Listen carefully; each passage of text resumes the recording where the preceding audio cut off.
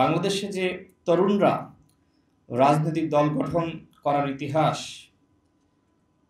সেটা বাংলাদেশে সর্বপ্রথম আমরাই সৃষ্টি করেছি।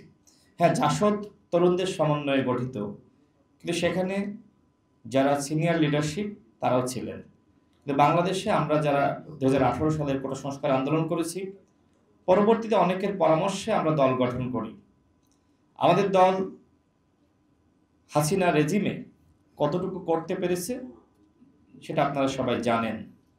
2018 সাল থেকে 24 সাল পর্যন্ত যতগুলো ইস্যুতে আন্দোলন হয়েছে, আমার মনে হয় ইস্যুগুলো আমরাই সৃষ্টি করেছি। বাংলাদেশে মোদির আগমন বিরোধী আন্দোলন শুধুমাত্র একটি আন্দোলন ছিল না। ভারতীয় যে আধিপত্যবাদ, সেটার বিরুদ্ধে আমরা বাংলাদেশে সর্বপ্রথম আমরা আঙ্গুল তুলেছি, প্রতিবাদ করেছি। এছাড়া যখন একজন মেজরকে হত্যা করা হয়, মেজর সিনহা, তখন কিন্তু বাংলাদেশে আমরা প্রতিবাদ করেছি। যখন বুয়েটের শিক্ষার্থী আবরার ফাহাদকে হত্যা করা হয়, তখন নুরুল হক নূর ছিলেন ডাকসুর ভিপি।